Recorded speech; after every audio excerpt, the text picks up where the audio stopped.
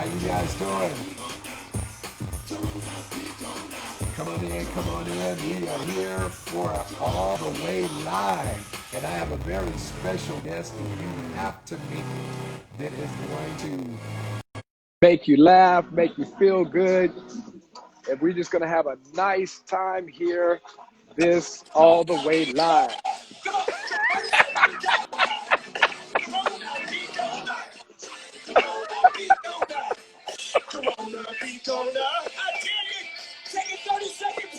The best part right there is that 30-second praise break. I'm not going to take it on the live, but we got to be on the same spirit, Pastor Ruckins, because I was like, I'm going to start this live off. I'm going to just play this song. And then you're playing the song when I hop in. I was like, this man, he took my whole joke. He took my whole joke, but it's all good. It's all good. Oh, How my you doing, God. Prophet? Hey, man of God, I'm doing great. I guess I'll turn the music off since you beat me to it. I'm going to just turn it off. Play what you want to play. And I'll let you bring it back in as the conversation progresses. But man, I tell you, it is so good to have you here with us on All the Way Live, man. And I just want to thank you for coming in and being a part of this tonight. And just awesome. man, I tell you, for those of you that don't know and may not know, I have been coined as the Corona Be Gonna pastor by many people around the globe. That's a good thing. It's a good thing. And if you hashtag it on Instagram, you'll find it. I think it's hashtag over 389 times. People all over the world are using that hashtag that are just really tired of COVID-19. We want to get on with life. And I said it one day, I tell you, Taylor, the way that whole thing started, my daughter was listening to some other hip hop artists that were saying, coronavirus is getting real, And I said, you know what? Forget coronavirus. Corona need to be gonna. And I started saying it around the house. And one night in the service, it just came out. And the next thing I know, I was viral. Hey, there you go. That's how it works. God gives you something. He gives seed to the sower, right? You sow it, you don't know what you're going to get, and then sometimes it comes back. So that's how it happens. But hey, it's so good to be on this live with you, Pastor Ruckins. I'm one of your biggest fans. I really am. I'm one of your biggest fans, and I love your work. I can't wait for your next song. I don't know when you're going to get that, but I'm here for it with the share button ready. So just let me know. Well, let me ask you a question. What was for people that haven't seen the Frick Frack podcast, I saw that what you put together, and you did an actual Corona Be Gonna Easter service with it. And when you got to the 30-second praise break, I was on the floor. That's great. Waving the toilet paper and the whole thing. I said, who is this guy? Who is he? And where did he come from? Yeah, well, God's been blessing us lately. A lot of new people have come in and found content, so I'm thankful for that. I remember when I first saw Corona Be Gonna, we were doing the Frick Frack podcast. I've been making content videos. The podcast is actually pretty relatively new, but we wanted to do an Easter service because of Corona, our church wasn't going to have an in-person Easter service, and I was disheartened. I was completely just taken back because I was like, Easter for Christians, that's like the biggest day of the year is Easter. It's really Resurrection Sunday if you want to go get technical on it, But I was excited for it. We couldn't have it. So we said, let's do a church service. Like the services, we wanted to do something kind of like how it was in the church we grew up. My church, I've always been in spirit-filled, Pentecostal, charismatic, bless God church, And we saw the clip and we were like, first of all, I wish I could be in that church. That's what I thought. I wish I could be in that praise and worship. I wish I could be there because I love my church and everything. Don't get it wrong, but I was just like that. I like that. I like that vibe, and I think that's cool. And you can tell there's a little bit.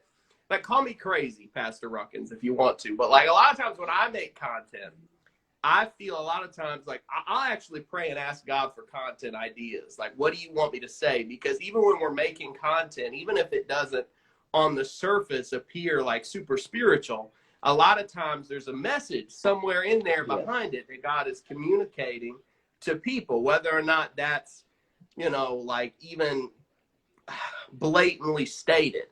So I was like, first of all, like I could sense that a little bit, there was something kind of behind Corona Be Gonna. I was like, because the truth of the matter is, like, Christians, I don't feel like we're praying enough against this Corona thing. Like, we're not really doing, what are we really doing about it? I'm wearing my mask and social distancing and everything, but like, who's actually put in time and prayed against it and said, we're going to get this plague out of our land? Because that's what it is. It's a plague. And so it's like, it was cool. But I love the video, and I love that episode of the Frick Frack podcast, the Easter service special. It's not like any other episode on the podcast, and it's one of my favorites. So I'm glad you liked it, especially because your part was like the best part out of it. So I'm glad that you liked it, because it would suck if you didn't like it, Pastor Ruckins. Then I'd be all disappointed. I'd be like, I messed up. I'd be like repentant before God, been like, help me, Jesus, going to hell. But no, it's all good. So thank you. Oh, no, man, I thought it was creative. I thought that it was hilarious, and I thought it ministered at the same time. And I said, this guy, there's more to him than meets the eye. And I've been following you. Oh, really? And you take, like, when you did the drive-in church thing. Corona. Yeah. And the Christians that were just trying to order the particular style of worship they liked. Yeah. Come on, man. Who does that? Yeah. It is like that, though, because I think, with that, it's very funny. It's comedic on the surface, but, there is kind of a culture within the church right now where people, and it's not always, I'm not trying to condemn anybody, but there is kind of a culture where we kind of pick what we want. We don't really look for where God is leading us, because there's a lot of times God has led even me and my family, let's say, to a church or to a body where maybe it isn't exactly what I wanted per se, because what do I want? Well, give me like, just like the drive-through, like, give me this person, give me this pastor, give me this worship team. Let's put no. But a lot of times, give them a sample of the drive-through Christian. The drive-through Christian. They come through like this, and they're like, "Yo, give me some Bethel worship, just the right amount of, like, emotionalism in it. Just I don't want to cry. I don't want to get too convicted. I just want to feel a little bit good, maybe a little bit closer to God. You know what I mean? And then after that, follow that up with some good preaching by, I don't know, maybe Judah Smith. Somebody just make me feel like I'm really being fed this week, but not convicted. Again, I don't want the conviction. You can just keep that over there. I'm gonna just make me feel good. I'm gonna feel good because I'm saved today. I'm saved on Sunday, but like, I got the rest of the week coming up over here, and I don't know what I'm gonna do during the week, but today just make me feel like this. So that's kind of like the bit behind that. And I remember with the drive-through video, not to get off on a bunny trail, that was my friend Jonathan. He's my partner, my producer, and he had the idea for a drive-through church. And I originally wanted to do a fast food drive-through. I wanted to go get an actual fast food window and do the bit like that. But it was Corona. So because of Corona, there was like this whole other aspect to it, where it's like you couldn't even do a drive-through, because that was at that time that had just happened. Corona had just come out. That was just the thing. We hadn't got to where we are now, where we've worked out, business styles where we can keep the day-to-day going. And so it was like, well, you got the Chick-fil-A curbside service. Have you guys figured that out yet? The Chick-fil-A curbside, it's like you pull into the parking spot beside Chick-fil-A and they bring the food out. Have you guys got that yet? Yeah. They doing that a little bit. Somebody actually asked if you would do the Pentecostal stereotype of the drive-up Christian. Well, I did in that video. If you watch a little bit later, there's the guy with the flags.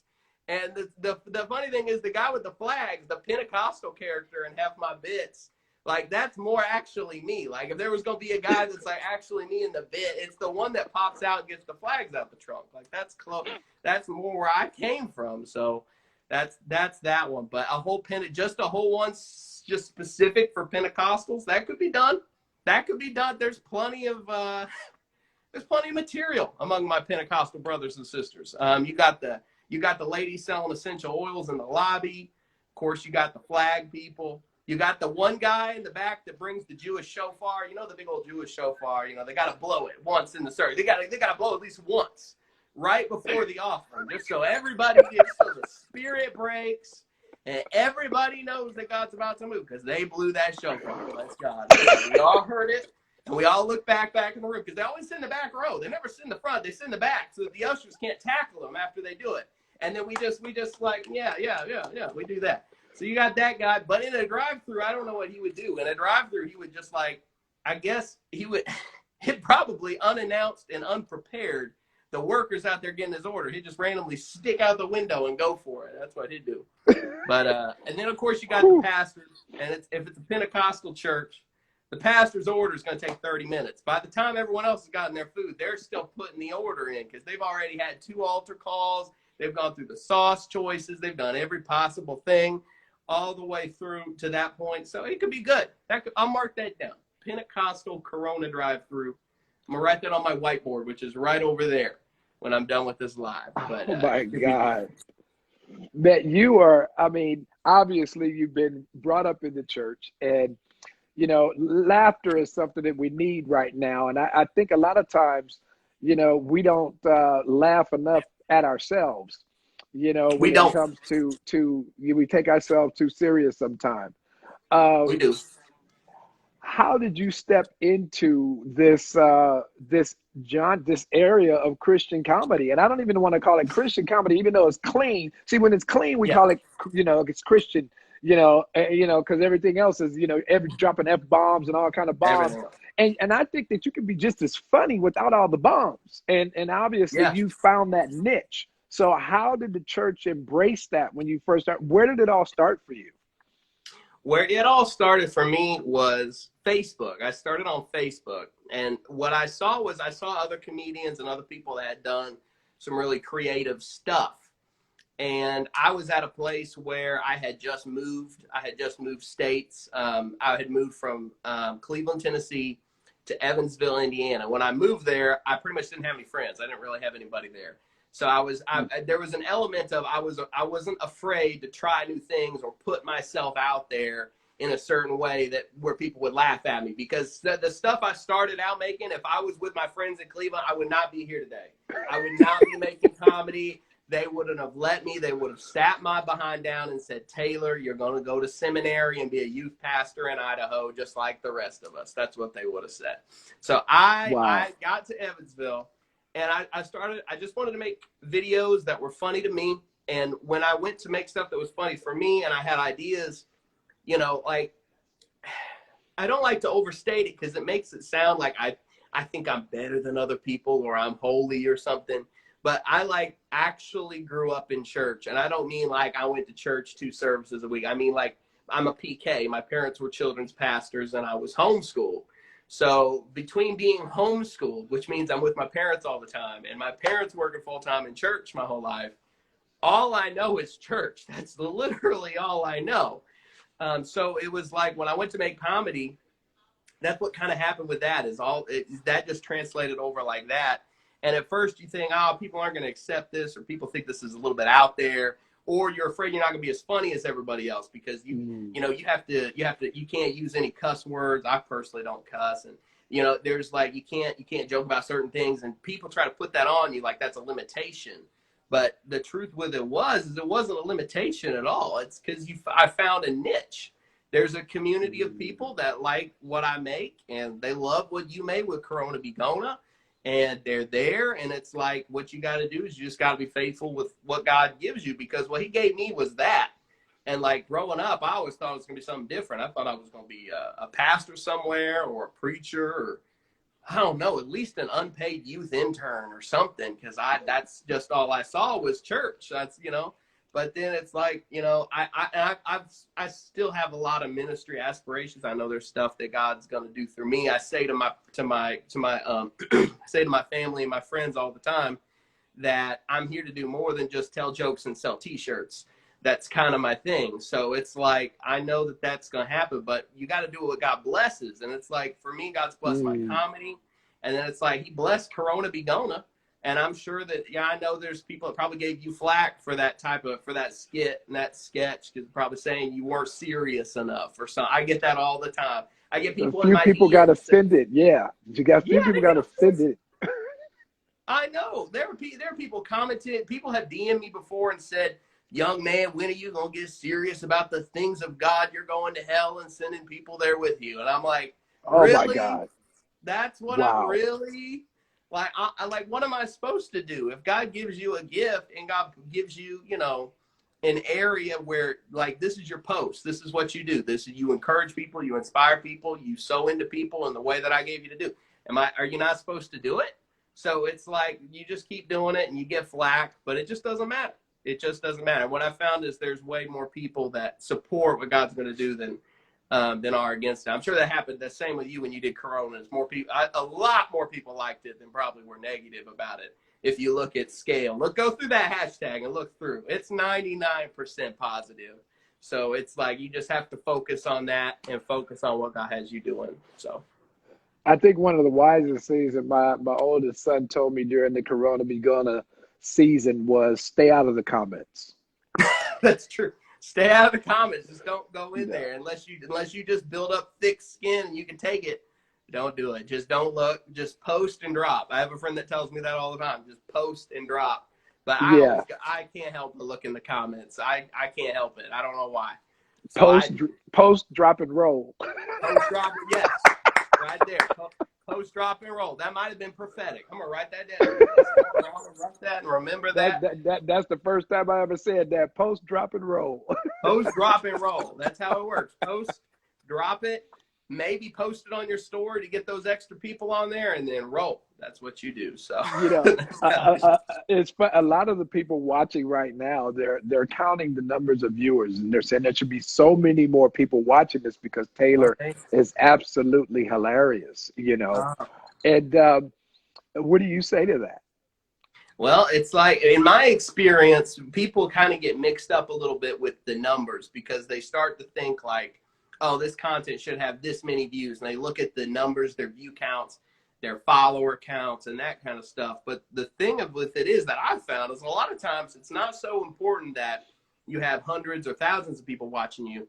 There's normally like one person, one or two people that if they see it, and first of all, on the spiritual level, there might be one person that's supposed to watch something and it changes their life.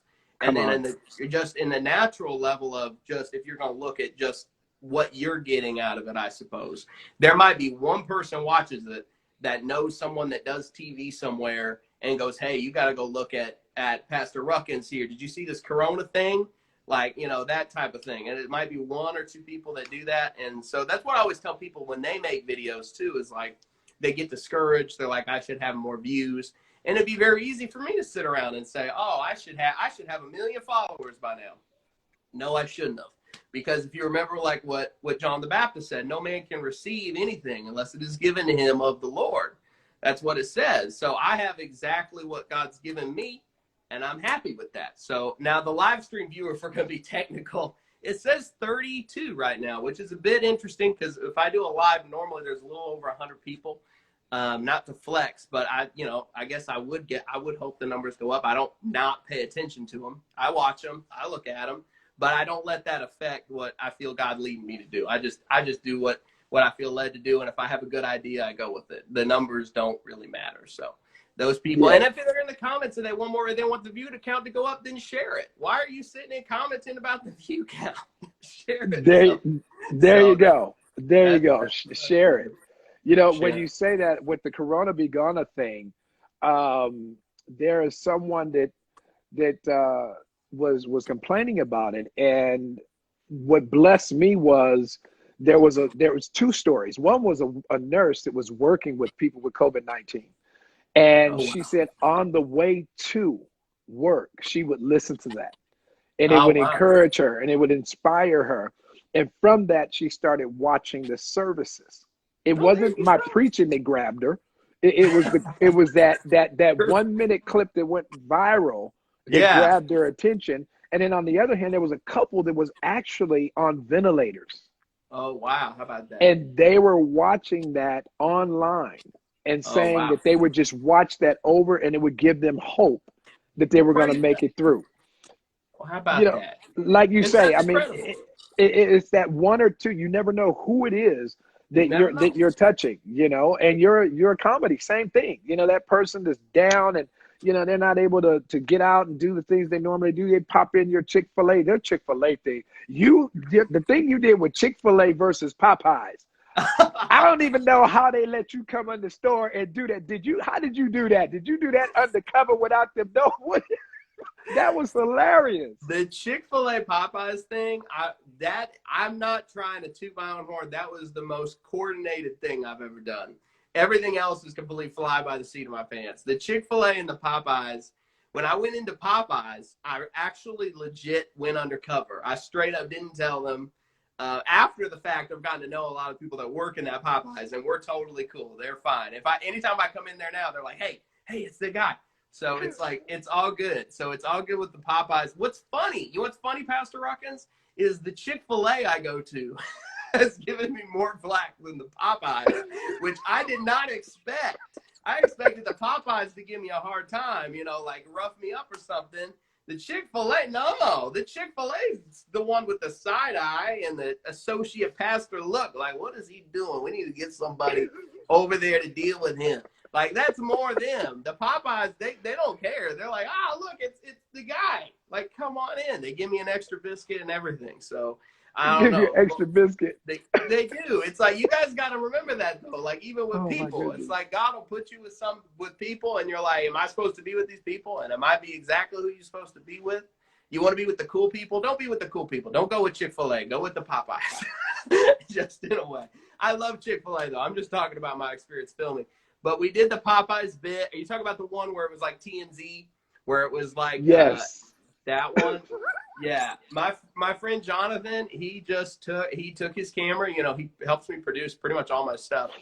And I had a lapel mic under my hoodie, and I just went in there and ate my thing and did it, and then I left. The funny one to me out of that whole Popeyes versus Chick-fil-A thing was the one where I initially tried the Popeyes sandwich. And that one, my dad shot. My dad had his iPhone out, and we were just sitting in the booth. And the funny thing with my town is the Chick-fil-A is directly across from the Popeyes. They are literally right here. So I sat right in the window, right where the Chick-fil-A was, right over there. And I was like eating my sandwich. I told my dad, I was like, after I take a bite of the sandwich, I'm cheating on You're Chick-fil-A, and they're freezing. right there. Seriously, the Chick-fil-A is like literally next door to the thing. It's right across the street. So it was perfect. So God put you in the right place at the right time, I guess, because that Chick-fil-A. Did you see the Chick-fil-A one I did where I ate mac and cheese and played Andre Crouch? Did you see that? You didn't see that?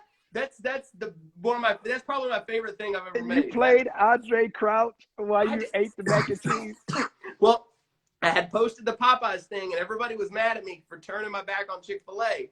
So I went to Chick-fil-A. I sat in the parking lot, and I got their brand new mac and cheese that they had just released. And I played Andre Crouch. Yeah, I played Andre Crouch's "Take Me Back, Dear Lord," and I played that, and I acted like I was repenting because the mac and cheese was so good. And that video, I'm trying to remember who all liked that. That one got Sinaj to follow me. That one got, I'm trying to remember. There was a few like big gospel artists that shared that, and they liked it. I think mostly it was Andre Crouch. It was mostly Andre. Let's be real here. I was funny, but they liked Andre, and I can respect that. Andre Crouch I love Andre Crouch. He's a legend, yeah. Yeah, so I was like, but that video, that was actually, that's another, can I tell y'all a secret of the comedy industry? I will spend weeks writing a sketch, shoot it with like the best high quality stuff I can get my hands on, and it will never get as many views as that video that I recorded with my iPhone standing in a weird little Google, you know, the holder on the dash that you put your phone in so that you can read the map. I stuck that there, ate mac and cheese, and played Andre Crouch, and that got like 3 million views. And I was like, I just don't know what to do anymore. I just roll with whatever I got and just go with it. But So that was that. But I'm thankful, Pastor Ruckins, that you watch. I'm glad you like my stuff. It means a lot to me. So. Well, that's why I had to reach out. And then I found out you're all the way out in Kentucky, and here I am in Orange County, California. Oh, wow. And the two worlds meet, it's amazing what technology is Oh, yeah. doing, and how it brings us together, especially now where, we need to be together, especially in the church, Of but all times. I just love the humility that you walk in, but I also love the passion that you have for what you do. And that is the youth camp skits, the pastor skits, you do so many different characters and so many different things, and you hit on so many different things. That's right. And but I think it's healthy because it keeps us laughing. We need to laugh right now. And it's good for your soul. It's like a medicine. It It is. literally is. Laughter is good That's, like a medicine. That's what the Bible so says, some right? people, they need to take a hit. They do. Some people do. They need to take a hit. My mom, I always know when I haven't posted recently enough because my mom will tell me. She'll text me or she'll tell me, when are you posting another funny video? I need to watch it. I'm down today. So I'm like, okay, Mom, well, let me go make something. Give me a minute. But people need that. And I think too, I don't try to act like my stuff is that much of a ministry, but because I know those guys, I know those Christian comedians that try to act like everything they do is some deep spiritual thing, and I'm like, I try not to do that. But what you do when you're doing, if God gives you that job, you do it because you don't know who that's going to affect. You don't know what that's going to inspire out of somebody. And one of my passions too is like when I grew up, I don't like to say I was sheltered so much, but I was a PK and I was homeschooled. So like I didn't watch Jimmy Neutron. I didn't watch Nickelodeon. I watched VeggieTales and 3-2-1 Penguins and Bible Man. And when I got a little bit older, I could watch TVN. So I'd watch Perry Stone and I'd watch Rod Parsley and Creflo Wow. Dollar, and I watched those guys because that's all I could watch. That was all that was on TV. So it's like, it wasn't bad. I enjoyed it. It's blessed my life. I believe it's made me who I am even. But it's like, I want to make stuff that, like 12-year-old me would have been allowed to watch. And they don't just watch it because that's all they can watch. Like, I want it to be so funny and yet pure and with a message to where families can watch it, church people can watch it. And it doesn't have to be something like, we watch this guy because he's clean. Like, I want it to be so good, not only that they get that, but so that it inspires other people, because I myself have watched so many people that are in entertainment or are comedians or a lot of musicians, especially too, where they go into the church and they don't find the success that they believe that they need, or they can't really make income. And I don't think about money a lot. I don't make a lot of money from my stuff, but it's like, I just want to show people that there is, I don't like the word market, but that there is a market where if God's called you to do something like comedy or entertainment or music, you don't have to sell your soul out to the industry. You don't have to change who you are. You don't have to like take your beliefs and go throw them in some closet somewhere and act like they don't exist. All you have is all you need. And you can just be who God made you to be. And, that provision will come. And the thing is with it too, is it's like, I don't understand why people have a mindset where, like, I've encountered it plenty of times where I've had people tell me that if I was just a little bit less Christian, or if I just brought it down a little bit, that I could have more mainstream success. And I was always like, but why would I want mainstream success? What does that do for me? What's that have to do with anything? And then they're all like, well, you get money, you get more of this, you get whatever. I've literally had people tell me that. And I'm like, do you hear what's coming out of your mouth? Like, do you hear that? But so I'm like, at the very least, if I could just build a platform and show people that, God can bless you and you can do everything he's called you to do without compromising your values or your beliefs or anything like that. Even if I get that, and then I can just show other people that and push other people to do that, then that would be considered success for me, straight up, so that I can make it so that there is in a way, just a type of environment where other people who are creatives and people who are called to communicate the gospel in new ways, they can do that without compromising stuff. And they don't have to run away to the world because they need to make a living. Like, I hate to see that. I hate to see that. But so that's a little bit what I feel like. And, you know, thanks for letting me talk, Well, Pastor Ruckins. I yeah, appreciate it. no, man, you're my guest. You know, you have an open mic here. This is what this is all about. And you know, you said something that I've experienced that too when it comes to prophetic ministry. Yeah. I've gone into places, and when I minister by the divine utterance. God gives me the utterance, and I, you know, for the Spirit of the Lord is saying, boom, boom, boom, boom.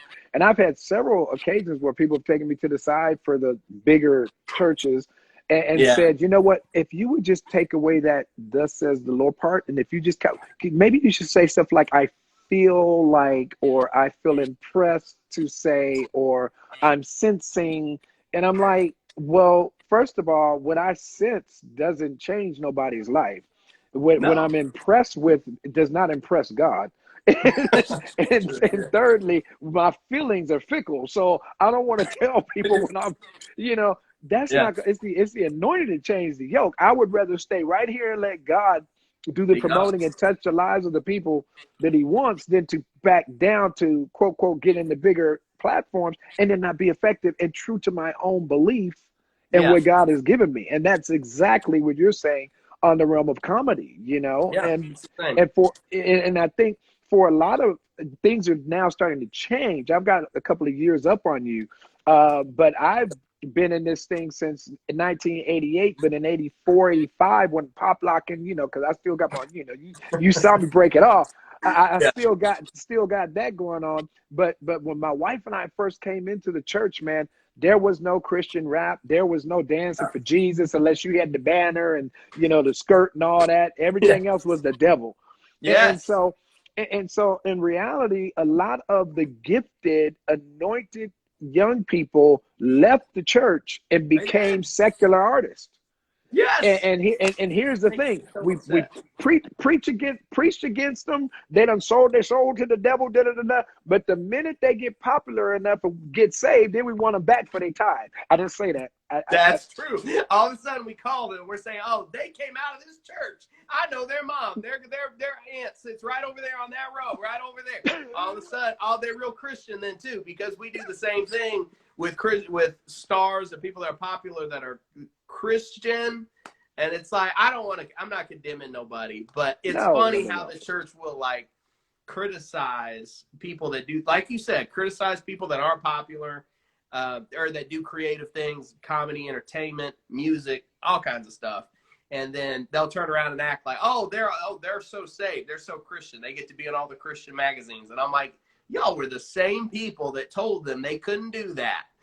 Like right now, as you're in here and you're acting like they're a big deal. I don't think we didn't see. We saw. We saw.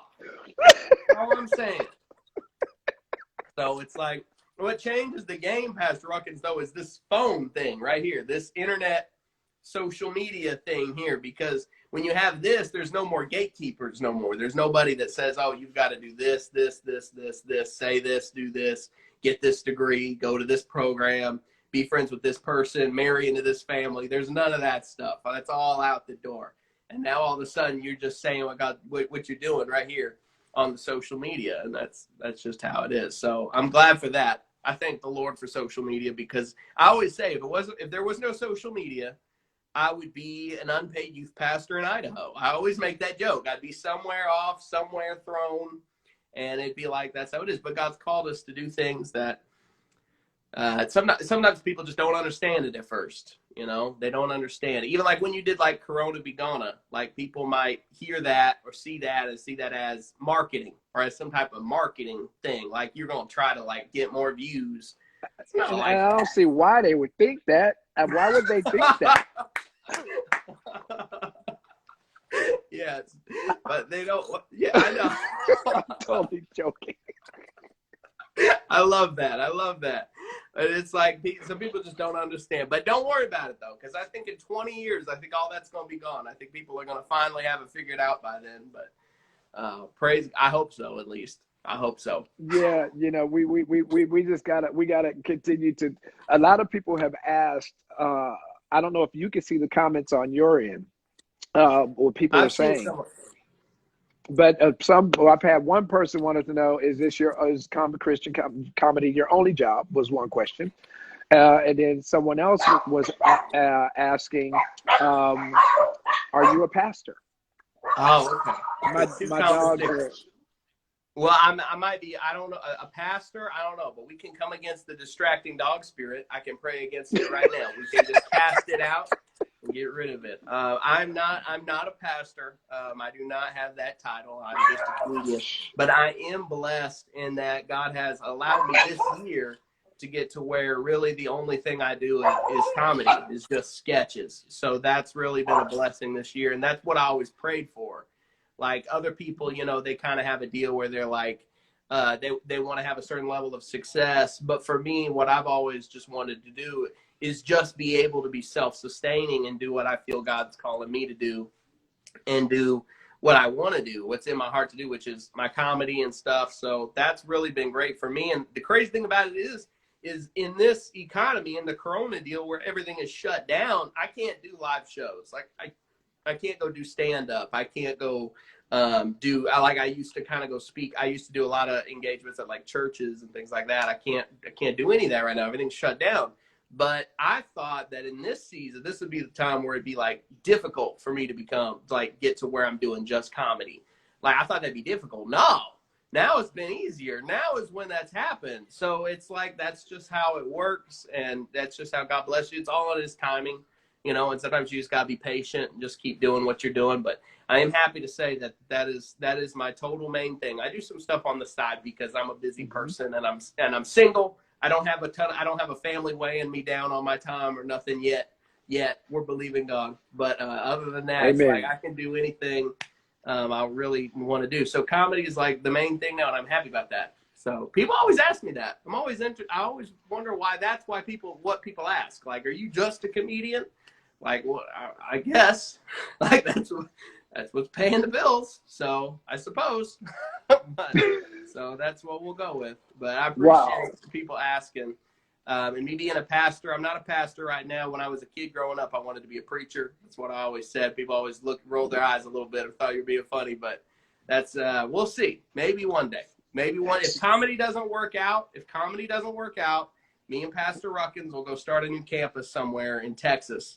And it'll work out. It'll be great. So there you go. There you go. Now, because of the upbringing in the church world, do you have any favorite preachers that you impersonate? Woo! That I impersonate? That you impersonate? It's hard for me to do. I have an impersonation of the Bishop T.D. Jakes, who I will lend my respect to. Bring it. I can't really do. Well, I will say this: it's like you always know your life is going to change. Like the word's going to be there. If you see T.D. Jakes do this with his hand, if he's preaching and walking, and he starts walking like this, and then he goes with the hands like this, you know it's over. It's over when he does the whole like, and God's going to move in your life. Boom. And he walks like this as the organ plays with the hands back and he doesn't say nothing. Boom. It's done. It's over. That's how it is. It's just the hands. If he does this with it it's over. It's done. But it's like, and then it's like, of course, you got Rod. I got Rod Parsley. I would go to bed at night hearing Rod Parsley up in the late at night talking about the breakthrough seed and the breakthrough miracle. And he always sounds the same, and it's like, but people always expect me to do impressions of, do an impression of Lee Stone King. I actually, that's a good one. I see a comment that says do an impression of Lee Stone King. I don't have one, but that is one I will work on because that would be good. But I don't have a ton of impressions of big pastors. I kind of just have one generalized pastor deal that I do. And what's funny is I do it half the time, and then my friends are like, Taylor, that's just you doing normal things. And I'm like, oh. I'm like, all right, that's fine. They're like, that's just you ordering at Taco Bell. And I'm like, okay. So that's how that is. But I appreciate the question. Wow. I tell you, it's refreshing to speak to you on this level, outside of seeing you on the Frick Frack podcast show. Yeah. but it's so creative the way you and your producer work together. You, Jonathan, right? Yeah, The yeah, way the Jonathan. two of you work together, it's so complimentary, It and the way is. you guys do it, and it's natural. It comes across as being natural, but it also comes across as being a sitcom. It could easily be a Yeah. sitcom, Oh, you very know. easily. And I would not be surprised if that opens up to you in the near future too. I'll receive it right now. I'll receive Yeah. it right now.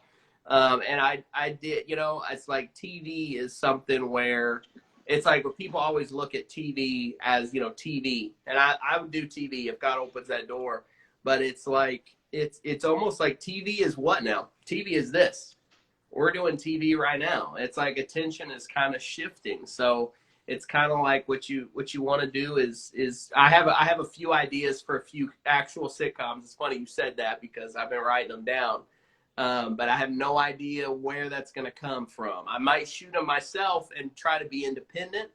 I like being independent a little bit because that gives you a little more creative freedom. You know, you don't have Hmm. people stepping in saying, "Oh, you gotta do this. You gotta add this. You gotta add this character. You gotta, you know, no. Like I'm just gonna do me, right? And we'll see how that works out. So I like that. We'll see. I love a sitcom, but me and Jonathan working together. The reason we work together so good is because he's a PK. He's a PK, and he literally it's same deal. He grew up under the same thing. Half the time with Jonathan, I'll be making a joke or writing. I don't even say nothing. I'll just be like, "Hey, we're gonna do this," and he'll be like, "Oh yeah," and then we just kind of write the joke because it's like the same. We have the same programming in a way, and just like we same upbringing, a lot of similar environments, and that kind of deal. So that's why that works so good. And I'm glad that God let me work with Jonathan because there's like nobody else that I know of that's like in close enough to my upbringing where it's like we're very similar. It's hard to find people. So it might also be why I don't have a ton of friends. That might also have something to do with it, but I don't know. Well, I see comments. I see someone saying hi, Taylor. I see some laugh emojis. Oh, y'all are having fun. That's good. Yeah, So they're definitely enjoying this. And I have my side too. I have a character that I haven't introduced yet, but I call him Reverend Shout a Lot. Reverend Shout a Lot. I'm always shouting. I may not say a lot, but I sure can shout. He Reverend Shout a Lot. And I'm yes, gonna break him out in the near future. you do that. I'm here for it 100%. Do it. Give us the comedy. Do it on a Sunday morning. I'm here for it. I am in full support. And if any of y'all diss Pastor Ruckins for doing it, I will drive over there to California with my mask on, so y'all don't get mad at me for spreading corona. And I will unfriend you. We'll just put it that way. I will not hear it because I want Pastor Ruckins to bring that out. So that's Somebody, my dog Lucky is barking, and that's who you hear, Lucky in the background. he's just got the He's spirit. he's Like talking. Yeah, God's just moving in his yeah, life. That's all that's That's happening. it. He's speaking in other tongues, Amen. and but he made me lose my train of thought. But what were we talking about? Reverend Oh, Shout It Out. we were talking about Oh, there it is. I got it. I got it now. I remember now. Somebody said to me earlier in the comment, they were wondering, is this Wednesday night church? Is this like a Wednesday night church service? And for those of you that came in late, this is another format that I do called All the Way Live. And so I do this every third week of the month on Wednesdays. And I have a special guest like my friend Taylor here. And we just talk about what it is that person does. It's not necessarily Christian-y. It's not necessarily, it's just whatever they specialize in, and we bring it to the table, and we encourage other people that are out there that are inspiring to do something different, and at the same time encourage people and help people. So you have the one and only Taylor Ransom right here from the Frick Frack podcast. And right here. he took Corona Be Gonna to another level. I don't know if you saw Kev on stage, what he did to it. Oh yeah. Yeah, I saw Kev. So Hilarious. Kev did, and I thought it couldn't get because I watched the whole week. I waited a whole week before I just said anything. And finally my son said, okay, Dad, you need to respond to these people that think you can't dance. And so then of course we did the clap back. But then I saw yours and that 30-second praise break. That 30-second praise break. I mean, you would have thought that you had actually been in New Breed Worship Center, because when I do a 30-second praise break, everybody does get up, Yeah. and when before COVID, they get up and they start dancing and shouting, and then they sit back down. You guys nailed it. I didn't know You, that. I didn't know it was you so accurate to your actual order of service, but I would oh, hope so. totally, totally, totally accurate to the order of service. Well, that's Definitely awesome. so. He said, I had to Well, go through hours of your services to find the original footage. that's John. Yeah. No, he really did. Because what he did is he took the part. Yeah, he literally went through your live streams and found the exact service where you did it. I have no idea how he did that, other than probably just watching it, like he said. And then he took those bits, and then I think he cut part of that where you came back and you danced. He took part of that too. It was incredible, and edited the audio It and was everything together so it would perfect. fit. And I was like, Perfect. wow.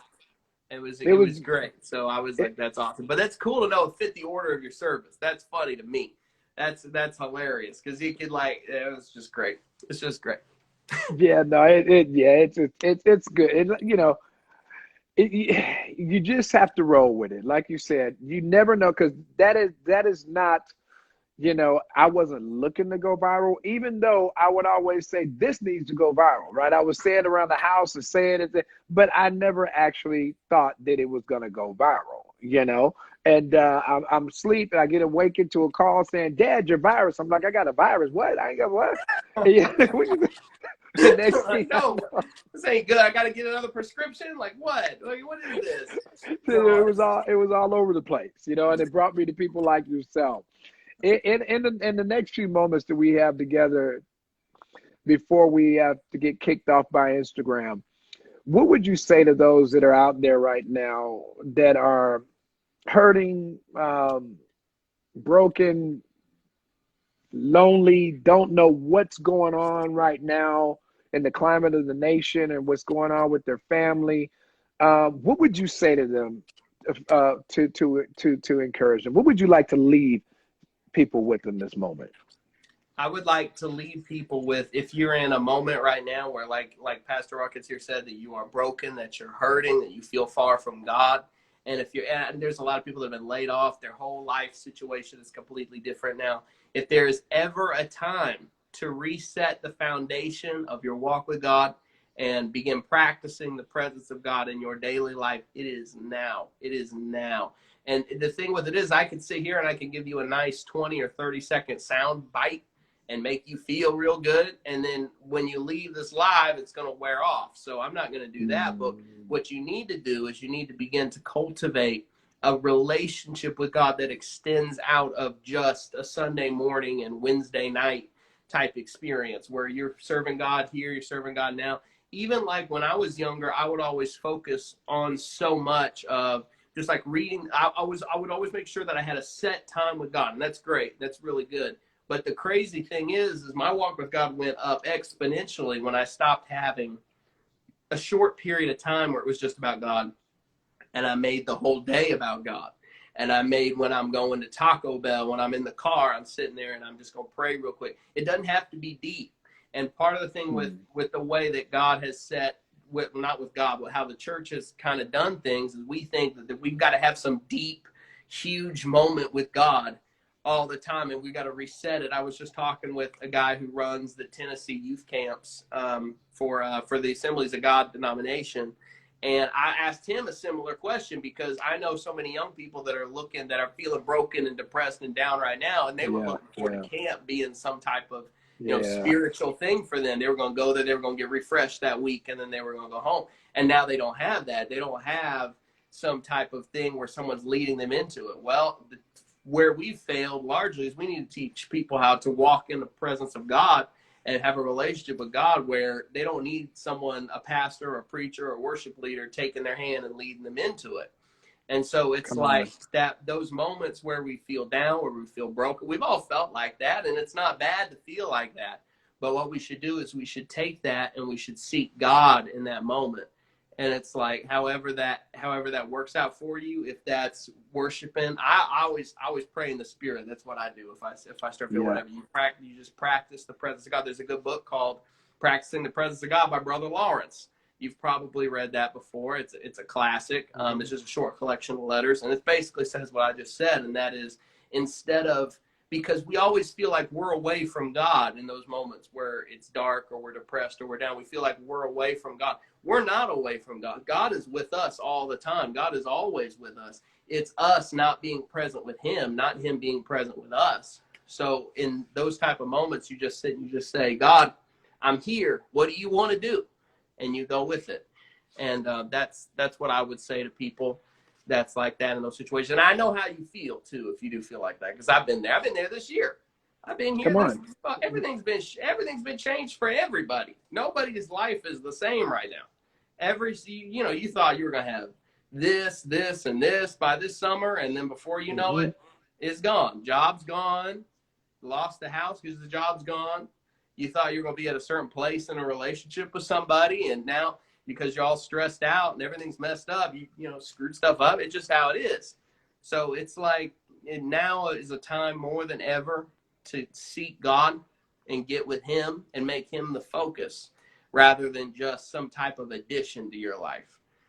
So that's what I would say. That's my So that's good. I'm gonna get out from behind the pulpit. I'm gonna give it back to Pastor Ruckins. No, that is really good. I like to tell people, especially at MBWC, I tell people all the time, don't forget, the 2019 New Year's Eve service. We all counted down together. We counted down to going into 2020, and then we all shouted, and we got the prophetic word, and we wrote down the things that God spoke to us. And 2020 is going to be the year we did all this, and then Corona came. Yeah, and then all of a sudden COVID-19 came, and then all of a sudden heaven stopped. All of a sudden God said, "Oh my God, Jesus, did you see this? I didn't see this come. What are we going to do about 2020 now?" It's like no, he has not changed his mind. Same promises and the things that he told you in January are still valid now. Yes. It's like keep yourself encouraged in what God told you, because he can never show you something that's not already done. That's true. That's very true. It's 100% correct. It's like that. God's calendar didn't change. He didn't throw away his planner and buy a new one for 2020 when he found out about Corona. It's still the same God. It's still the same plan. We gotta go with it, like Pastor Ruckins was saying. So I appreciate that. I like that. Well, he says that eye has not seen nor ear heard, neither has it entered into the heart of man, those things that God has prepared for those that love him. So he's got some stuff that's prepared that's going to take you far through COVID-19 and beyond. You just have to get there because it's waiting for you to show up. That's right. Your future and your destiny can't wait to meet you. Oh my God! Oh, that's good. See, now we not. And with that in mind, I really do believe that this is the season for your life, Taylor. I really do. That God is going to begin to thrust you into some more arenas and bring you into a greater depth of people that you're going to be able to minister to. There are people already talking about you. People in a good way, people that are already talking about you and checking you out from a distance, and they're about to pull some triggers on some things for you. I really feel that with all my heart. And as far as, I really feel like you've already met. The Bible says he that finds a wife finds a good thing and obtains favor from the Lord. I've sensed in my heart that you've already met your thing, but you just kind of, he'll open that up and reveal that to you soon. But there's a lot of powerful things that are happening for you, man. I really appreciate you taking this time and sharing your heart and living your life in such a way that, like you told me the other day, look, Pastor, most of the stuff that I do, it's not written. It's just my life. That's true. I always say that when I make jokes about church. I'm like, I didn't make a joke. I just wrote down what happened. That's what I always say. So. Exactly. Yeah, and I say that with me, I don't just prophesy when I got a mic in my hand. I live a prophetic lifestyle. Whether it's the person at the grocery store, if it's the person at the bus stop, if God says, "Hey, I'm that guy," you know what I'm saying? That's my life. I live this way. you know, and it's not something we turn on and turn off. It's us. And so once again, man, thank you so much for doing this all the way live with us. And maybe next time we'll do it on yours and we'll get more followers, because everybody said, you know, it should have been a lot more people. And so the number does seem down a little bit for some reason. I don't know why, because the way Instagram Live works, we went live on my page and your page at the same time. So really it should be more viewers than I normally have. So I don't know what's up with that. But it's been good having you on, and we can always share it to IGTV, and people can always watch like that. So that'll work. That is what we do. So I guess the thing that brought us together is the thing that we should go out together on. What you think? I receive it. I'm with it. I'm with it 100%.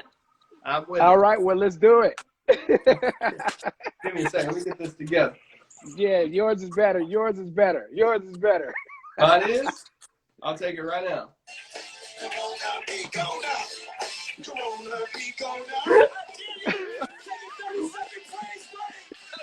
Right there, it's the 30 second. That's the 30.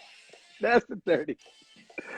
Nobody can do it like the Frick Frack Show did it. Nobody.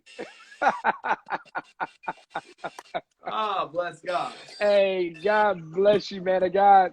I will talk to you soon, man. I'll share this on mine as well. God bless you, man. God bless you, Pastor Ruckins. Take care. You too.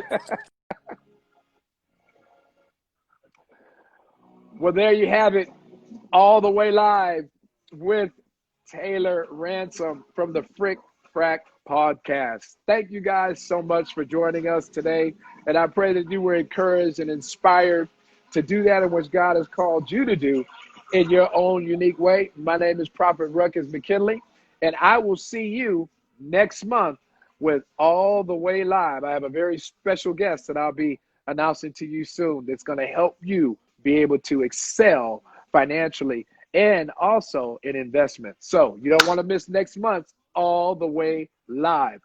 Also, I will see you tomorrow night from the sanctuary. It's going to be powerful. Thursday Night Flow. Tell somebody. God bless you. See you soon.